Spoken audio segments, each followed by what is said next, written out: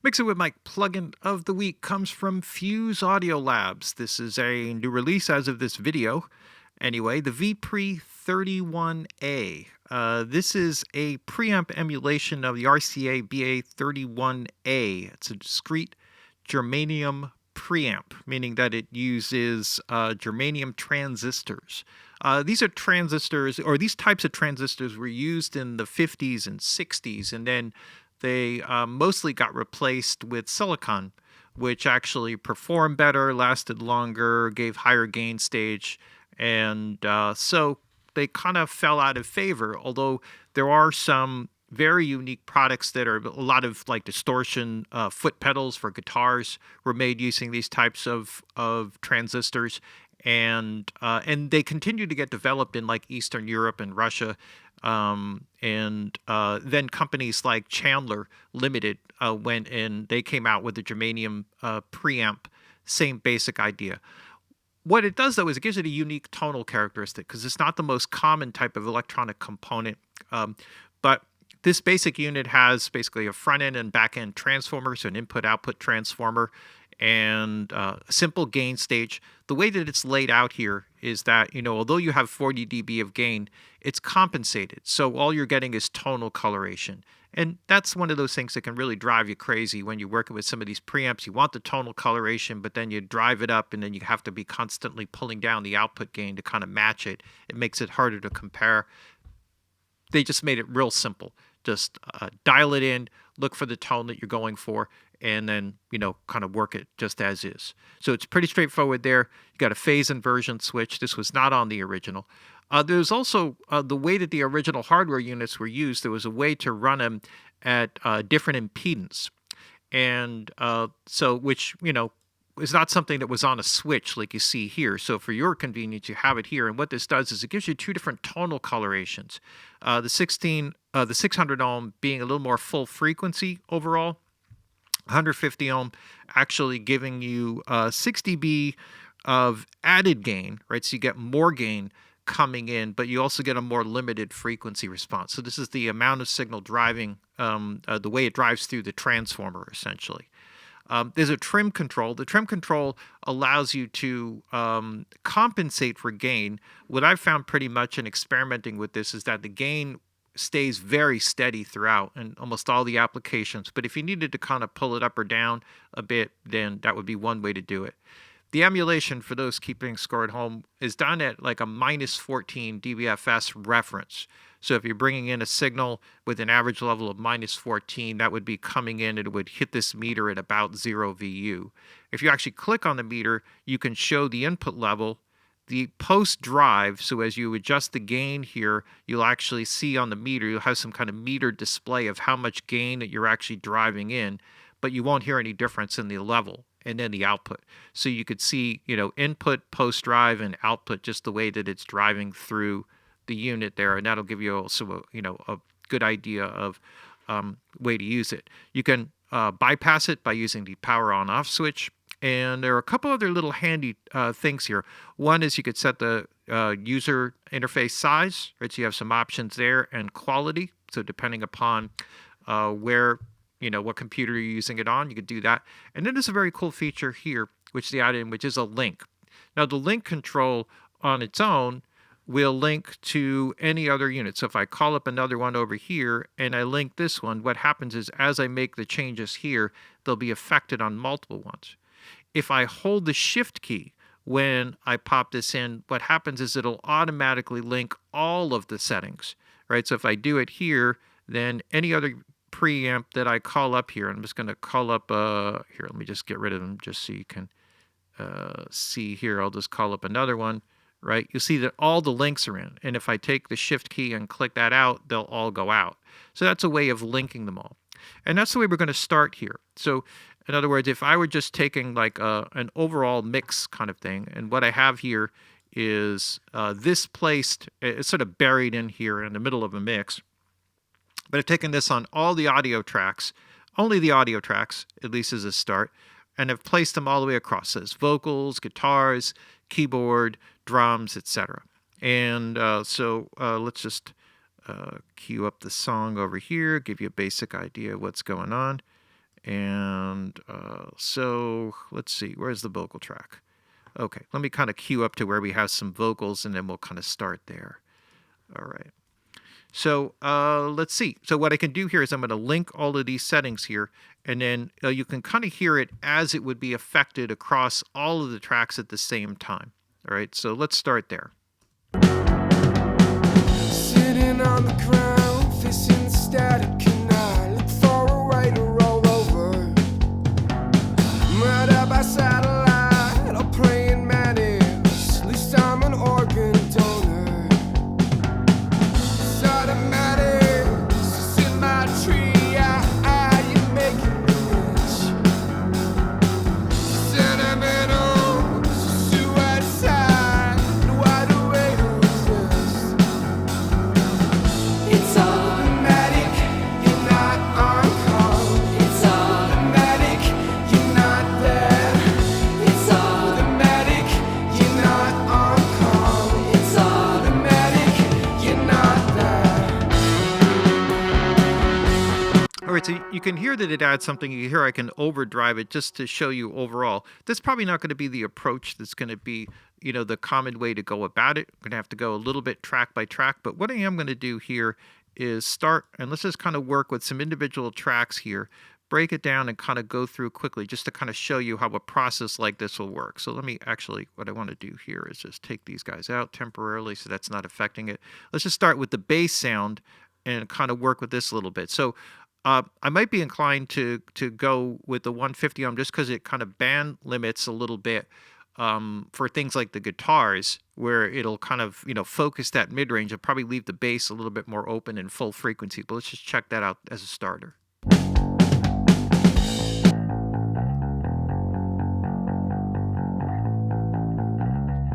Oh, let me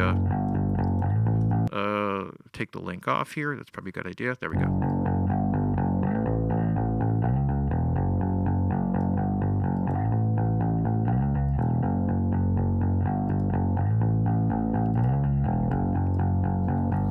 All right, so it kind of adds like a little bit of depth to it, a little bit of edge to the bass. Now let's mix that in with let's work on the drums here for a little bit. So what I'll do here is I'll take the pre's for each of these guys. I'll kind of drive them all together here and see if I can get away with this as like a quick way to kind of go through everything here. Not a ton of tracks. Enough though to, if I hit the shift key, it'll do it across all of the tracks. So that's probably not the way that I want to go here. But I can selectively turn on the links here just to kind of show you this. And then I can switch it off and then drive some of those sort of individually as I want to go along. So let's just kind of work with the overall drum sound here, straight up.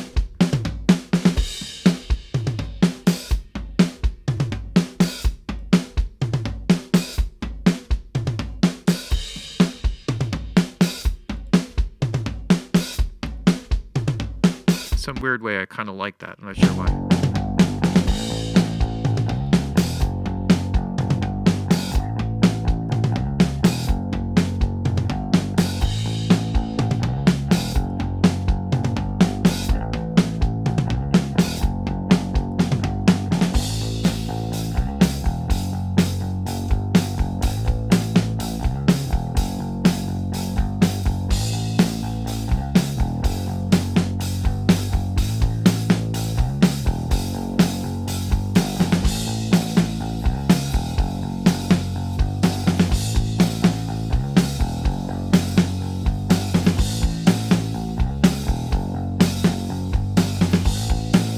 Kind of an alternative rock kind of thing. I'm going to roll with that and see what happens here. Let's take on to they have the rhythm guitars here.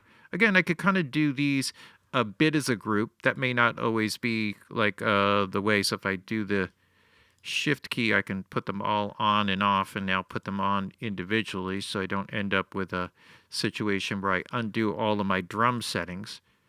So, this is kind of like a quick, easy way to kind of do it globally. And maybe for a lot of mixes, you can get away with doing it just the way I initially started. But let's start with this here. Let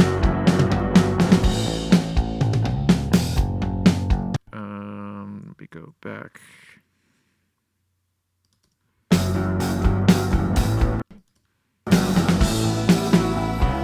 better section back here.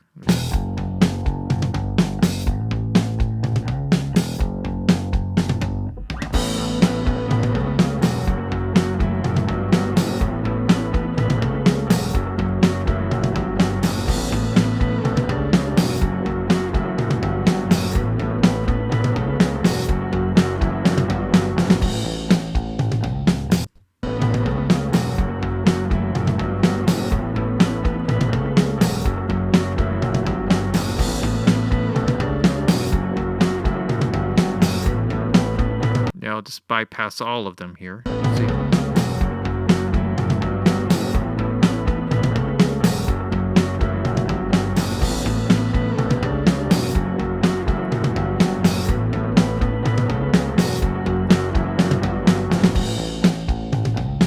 Okay. All right. So let's so we got that just for the sake of kind of moving along pretty quickly here.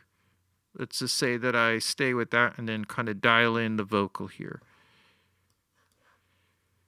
So there's some additional guitars and keys. I'll kind of let those go with the default sound, and let's just kind of go to the lead vocal. This is something I probably will want to dial in a little bit more uniquely. So let's just start by keying right up to the verse here.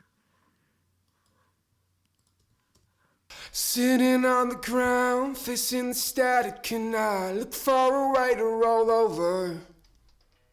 Murder by satellite or praying mantis, at least I'm an organ donor. It's automatic, so see my tree, you're making me itch. So sentimental, so suicide, what a way to exist. Sitting on the ground, facing the static canal, look for a way to roll over. See which one sounds best here inside of the track, the 600 or the 150 ohm. Sitting on the ground, facing the static canal, look for a way to roll over. Murder by satellite or praying mantis, at least I'm an organ donor. Yeah, it's really sweet. That just makes it kind of sit right there in the mix. Okay, so let's see if I can kind of duplicate that through some of the other vocals that are in here. Sitting on the ground, facing the static canal, look for a way to roll over. Murder by satellite or praying mantis, at least I'm an organ donor. It's automatic, it's in my tree, you're making me itch. Sentimental, suicide, what a way to exist. It's automatic, you're not on call. It's automatic, you're not there. It's automatic, you're not on call. It's automatic, you're not there.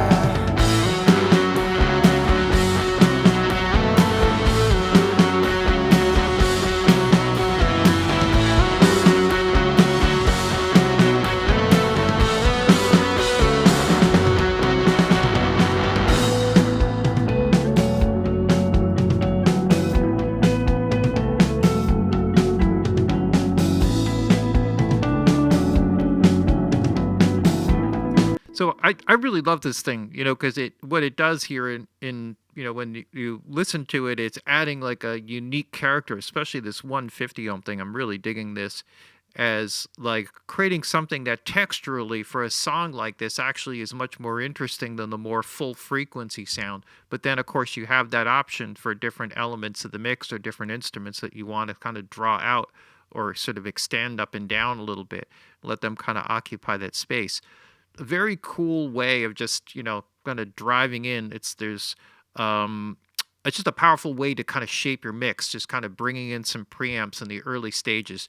In this particular mix, I already have like a tape machine emulation and a whole console set up on this, so I'm kind of squeezing it after the tape machine, but before the channel strips and all of the other processing. That would be a little bit more typical of how that would work in an analog studio.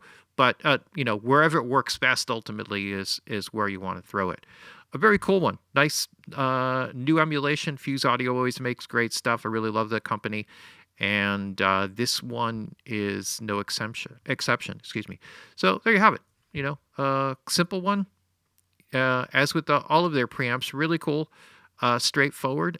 Fuse Audio Labs VPRE-31A, right? It's a emulation of the RCA BA31A, a discrete germanium preamp. Has a unique flavor with the distortion that you don't find with most. It's not like it's not allowing you to really super overdrive it and get that gritty like guitar pedal kind of super heavy distortion, but for the tonal coloration and body and focus that it brings in, it's worth every penny. There you have it, plugin of the week.